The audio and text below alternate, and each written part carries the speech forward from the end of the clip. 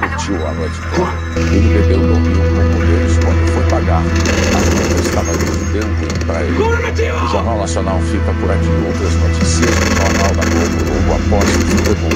O Gentilesse Gomes está sendo mantido preso dentro do cabaré dono do estabelecimento na lata que ele curtiu a noite toda. Ele bebeu, dormiu com mulheres quando foi pagar. A conta estava deu ruim para ele.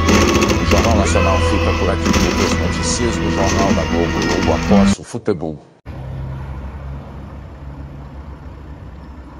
Voilà ce matin l'aspect de l'extérieur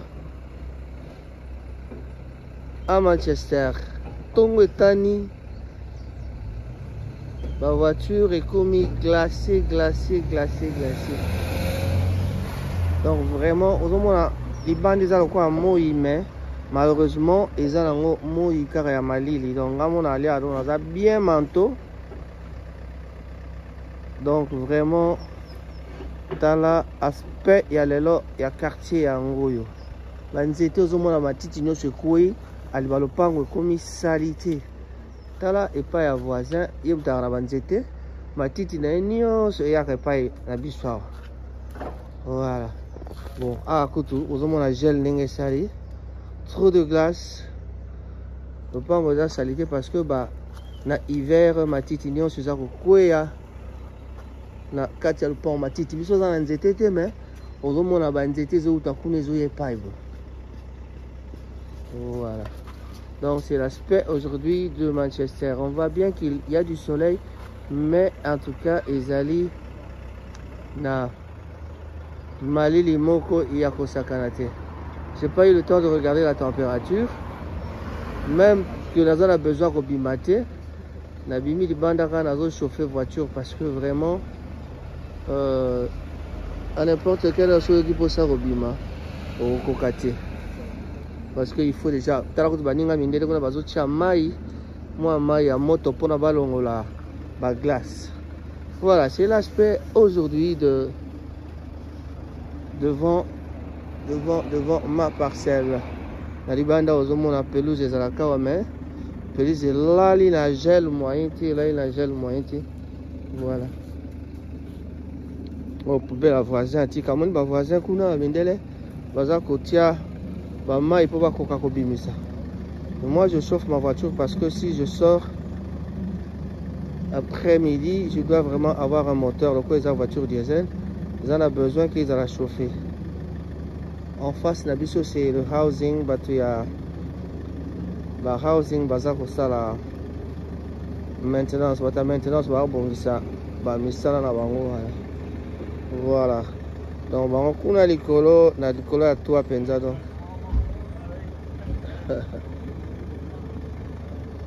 Donc, nous allons voir la moto de couleur à toi. Voilà, quartier c'est vraiment Malili. Je vous disais la parcelle du voisin. T'as ma petite par-ci par-là.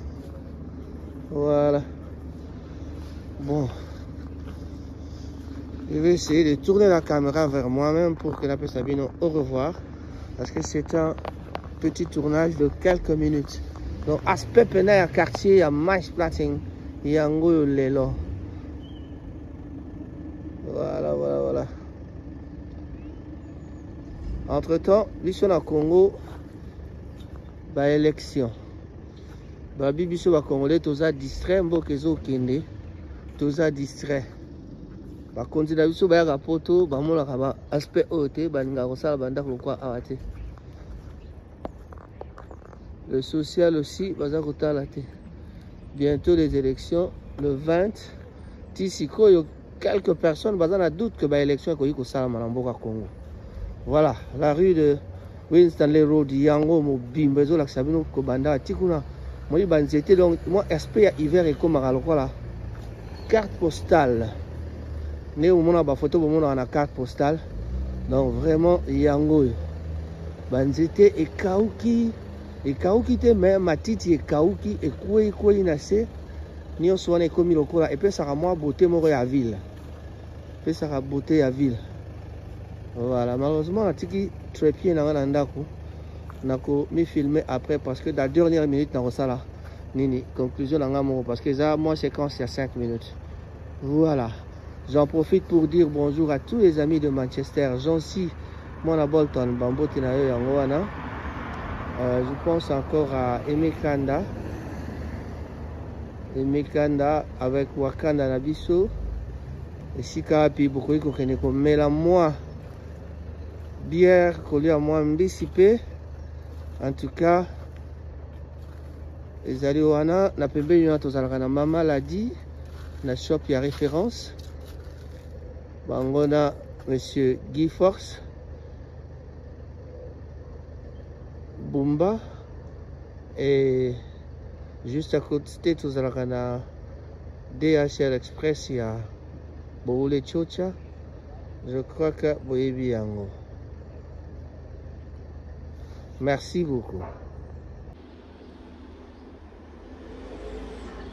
Voilà, vous allez toujours avec ça. Aspect, il y a hiver, on a Tongo et Alélo, nous allons vendredi. Un bon petit congé le vendredi. Alors, dans l'aspect, il y a hiver, vraiment, ils allaient faciliter pour vivre la temps et à bout. Donc, vraiment, awa. Nous avons le pan, on est comme glacé, gel partout. Aspect extérieur, les lots, il y a un gros. Donc, s'il fallait la taille à degré, on a évité que tout ça, mais qu'on a -3. Nous vivons à -3. Alors, quoi, moi, peut-être que la température est cause à la bien. Pour l'aspect vraiment, ils allaient pas si. Moi, le pan, on va poubelle. Le recyclage, tout ça, en noir, bleu, là, chocolat. Chocolat, ils ont qu'à.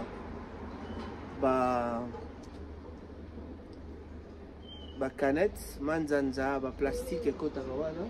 Il y a bleu, ils ont cardboard, carton. Et puis noir, ils allaient général. Donc, general waste. Il y a un des, ils ont qu'à moi, biloko et belé. C'est-à-dire, il y a poubelle, il y a noir, plastique noir. Il y a pour la cause. Biloko nyonso ya ndako toki bozle ba salité ya kokomba ba poussière nyonso to ekotaka wana. Donc voilà, et puis toute la saleté à cuisine ezalaka na kati ya poubelle noire. Voilà. Et là on a lingana na sabinoka ya ngona aspect ya mboka ezali vraiment na malili ya kosakana te soko moni manto ya moindo ebimi vraiment ekolobake tant ezali malamu te. Ils allaient vraiment na pio. Voilà. Dès là-bas, il a bien chauffé voiture. Il y a quelqu'un qui a salaté.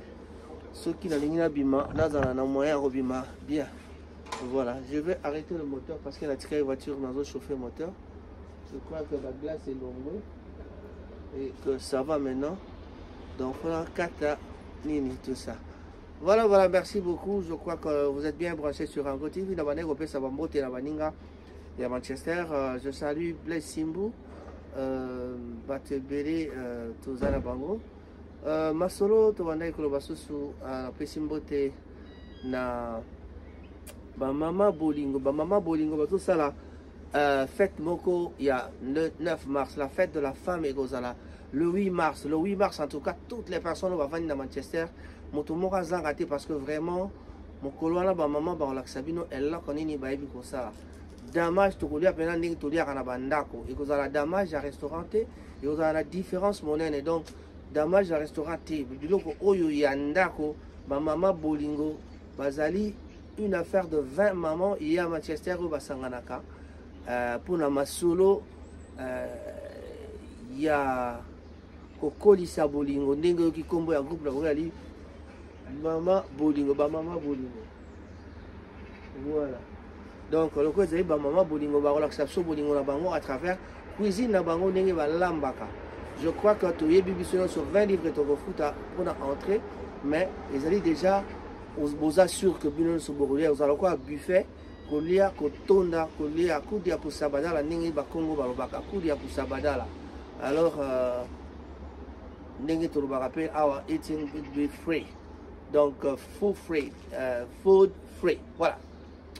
Food free, et vous allez Mokoloana, na Manchester, place Penza, Toyeb Sabino, parce que jusque-là, ils ont booké Tita mais bazolinga basalango na bangambo yo pour permettre bato moi place ya munene ezala na batu nyonso tokoliki ate place ya munene bakoyebisa biso yango na temps pe tokoyeba epai wapi tokoka kosala masolo wana ya bamama ndenge na bino bino na bandela ngo lisu bamama bolingo ya bani so boyebi mama Nelly Makangila ye azali bongo présidente ya bamama bolingo kuna na kati okokuta pe bamama lokwa Marie Komba okokuta Nzuzi Musai na Timba Musai donc okokuta kuna maman Annie Menga Ana Minga oui bien très bien sœur na biso tulingaki trop nani lisusu mama Blandine bazali belé na ebi Agnès na ebi batu belé bamusu na ba kombote mais ba mama basi na biso kaka donc ba mama ya Manchester nyonso oboyebi wala di groupe ya ba mama bolingo ba ya ko biso bolingo na bango na le 9 mars na fête ya le 8 mars boyebi que la fête ya ba maman. Alors la fête de la femme cette fois-ci est organisée par la femme bino batu mususu bo vanda niebo tika parce que to tike la ba maman basala fête ya ba maman voilà donc ezali bena fête ya ba maman le 9 mars et kozala na mokolo a poso et kozala bongo kati na Manchester kolia et kozala ofele mais entrée droit d'entrée ezali 20 livres justement pour nous permettre bino bozala na esika ya malamu bato mosusu pe na bandi réservation tokopesa bino ba date tant tokozwa place pena ya sûr place moko ali déjà mais tozo kotala soki ekosali makuna to ekosali na moi centre to ka centre oyo bato ya gauche droite ya nord sud est ouest ya Manchester baya donc voilà peut-être tomema on a east pour na east ne ya na facilité ba bus mingi en tout cas ba maman bolingo to ali susu na maman Claudine Makangila naza kotanga nani tozo natanga ki belé na yebi bango bakomo na bango nyonso te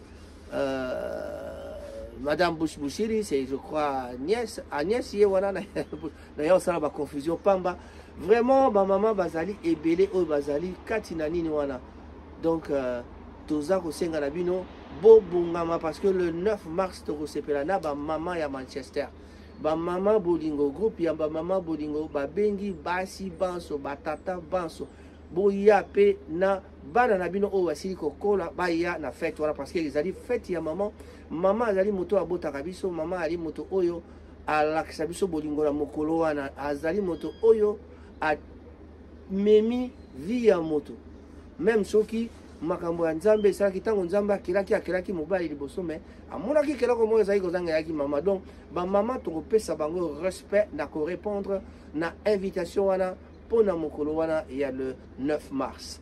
Alors moi c'est Raphaël Ngoma Kati na Rango TV justement nazali kaka ko prévenir bino que fête ya ba maman et kozala bongo le 9 mars oyo za kosenga te batonio so tata maman ya Manchester pasteur nani docteur ingénieur médecin nani technicien ongai nani manœuvre warehouse operative ongai CCTV clampa tozali na bino nyonso en tout cas mikolo wana bisika no seko kangama mais biso no soto kokende kokuta na esika ba mama wana na yango toza kosenga la présence na bino na esika wana soki tolobi o tolobaki na lobi en tout cas invitation ezali ya bato nyonso et puis toyebisi bino yango à l'avance ba 20 balles bobomba déjà moi ba mbongo ya likolo ya kobeta moi jus to pe komela moi coca belaise ekozala whisky ekozala champagne à la pointe donc vraiment ekozala ba genre ba manifestation oyo nano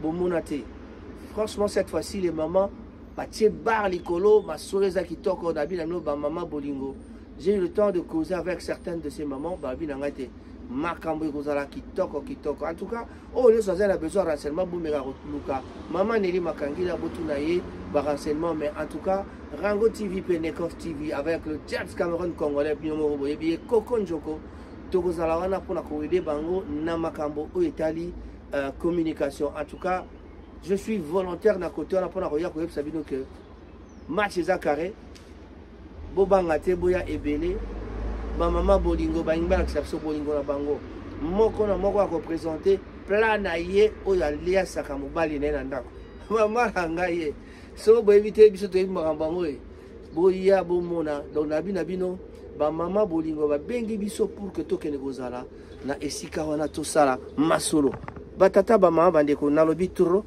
En tout cas, la Seigneur Nabino Kaka le 9 mars Bobongama et à 2024, le 9 mars 2024 Bobongama pour que tout nous coûtana na esikawa puis ba maman ba rebong sabiso. Mais en tout cas, ezali bon groupe ya ba maman bolingo, ezali dirigé na ndeko. Maman Nelly Makangila, en tout cas yende azali maman présidente. Ba on me rejoindra na ba représenter biso comité na bango parce que ezali lokwa première sortie ya groupe na bango. Basi basali moi koikambula mais balingi basala sortie mais basangisa ba famille nyoso ma bota nyoso Manchester katina mboka pour que ezala esengo ya mboka mobimba. La communauté congolaise de Manchester sera derrière pour nako aider bango te misala etambola malamu. En tout cas bokoye ba avancement ya masolo na mikolo mikoya. Pour la lelo to ceux qui bon nabi Raphaël Ngoma Tsasa en tout cas naebi que na jour wana tozalana Guy Bochard tozalana président Cyril Modoko tozalana Firmin Bondo parce que ba papa bolingo pe bazalaka ba papa bolingo pe bazalaka bokoye ba bango jour wana. Alors oui Hippolyte Makela donc jour wana kozala tata mama biso nyonso nanzela ya esika oyo kobongisama mpona biso pour que tokende kosepela na ba mama bolingo. Ba mama bolingo ye nabi bobonga makamalamu balobi na biso ke ekozala somo. Et voilà. Ainsi dit, ainsi fait, je suis Raphaël Ngoma, votre présentateur na lobi nabino. Ba couche nyonso ya vie